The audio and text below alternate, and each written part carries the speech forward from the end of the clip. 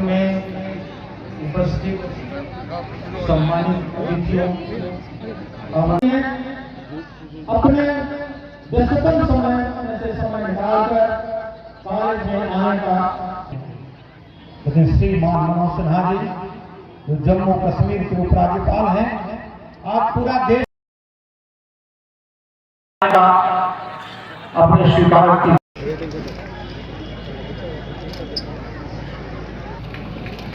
नीचे कर लीजिए थोड़ा।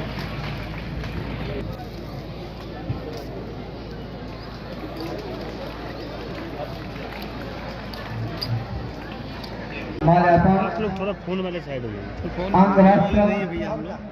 और चीन से सम्मान किया जा रहा है। रामकृष्ण पांडे जी सेवानिवृत्त प्रधानाचार्य पूर्व माध्यमिक विद्यालय गुलाल सराय नागेश्वर। इसी कड़ी में नागेश्वर यादव जी सेवानिवृत्त प्रधानाध्यापक जूनियर हाई स्कूल तरवा टप्पा। आवश्यकता और इसलिए मैंने विचार किया कि आज आपसे मैं क्या बात करूं।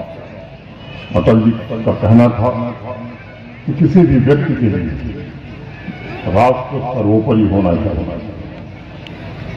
भारत में रहने वाले सभी व्यक्ति चाहे जिस भी पंथ के हों, जिस भी भाषा के हों, जिस भी जाति के हों, किसी प्रदेश के हों, वह भारत के प्रति अनन्य और अविभाज्य निष्ठा रखें।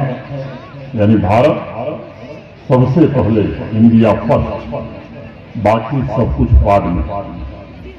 कभी कभी स्वर्गीय अटल जी इस बात से दुखी रहते थे कि अनेक लोगों के लिए राष्ट्र बाद में आता है, और उन्होंने बिना लाग लपेट के इस बात को कहा भी कि संपूर्ण भारत के प्रति निष्ठा रखने वाले व्यक्तियों की संख्या उंगली पर गिनी जा सकती है। कभी कभी भारत को देखकर एक भीड़ का भ्रम हो जाता है, और आप जानते हैं मित्रों, भीड़ का कोई गंतव्य नहीं होता, न ही भीड़ का कोई मंतव्य होता। देश की जनता को एक महान लक्ष्य तथा एक निश्चित दिशा में नाम देना ही भारतीयकरण है, इंडियनाइजेशन। आज जब भारत की विकसित भारत की यात्रा को साकार करने के लिए देशवासी भारत के वर्तमान प्रधानमंत्री आदरणीय नरेंद्र मोदी जी के नेतृत्व में आगे बढ़ रहे हैं, तब समाज के हर एक वर्ग को अटल जी की इस वाणी को सदैव याद रखना होगा। भारत के प्रति संपूर्ण समाज अनन्य और अविभाज्य निष्ठा रखे और उसको स्वावलंबी बनाने के लिए निरंतर काम करे। एक बड़ा सामाजिक कर्तव्य है जो समाज के सभी वर्गों को मिलकर के करना होगा।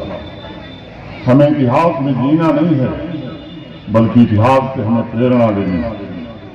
भारत एक समय था जब विश्व का सबसे शक्तिशाली, सबसे संपन्न राष्ट्र हुआ करता।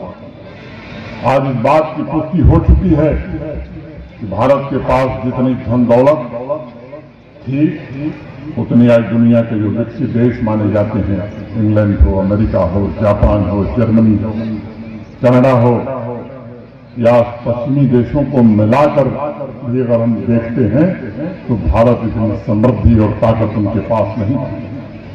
आर्थिक, सांस्कृतिक, शैक्षिक और आध्यात्मिक इन चारों क्षेत्रों में भारत के सामने खड़ा होने की हैसियत भी किसी दुनिया के किसी देश की नहीं थी। आजकल विदेश में बड़े बड़े लेखक, इतिहासकार और अर्थशास्त्री पुराने दस्तावेजों का अध्ययन कर रहे हैं, और निष्कर्ष क्या है? भारत इतना श्रेष्ठ था कि 1700 ईस्वी तक औद्योगिक रूप से इतना विकसित था भारत कि दुनिया का कोई देश उसके बराबर खड़ा नहीं होता। लेकिन लंबे समय की गुलामी के कारण, आक्रांताओं की लूट के कारण, जिन्होंने लगातार सैकड़ों वर्षों तक हमारा यश, वैभव, धन सब कुछ लूटा, हम गुलामी के कारण दुर्बल भी हुए, गरीब भी हुए, असहाय भी हुए। धन्य है हमारे देश के वो महान स्वतंत्रता सेनानी, हमारे पूर्वज जिन्होंने बलिदान देकर के संघर्ष करके भारत को फिर से 1947 में 15 अगस्त को आजादी दिलाई। जब देश आजाद हुआ तो हालात बद से बदतर हो गए। अनेक अध्ययन हाल फिलहाल में दुनिया में हुए हैं। प्रमाण के साथ अनेक शोधकर्ताओं ने कहा है कि 1100 से होने वाले आक्रमणों, विदेशी आक्रांताओं तथा अंग्रेजों की लूट का अध्ययन अगर किया जाए तो भारत से 45 ट्रिलियन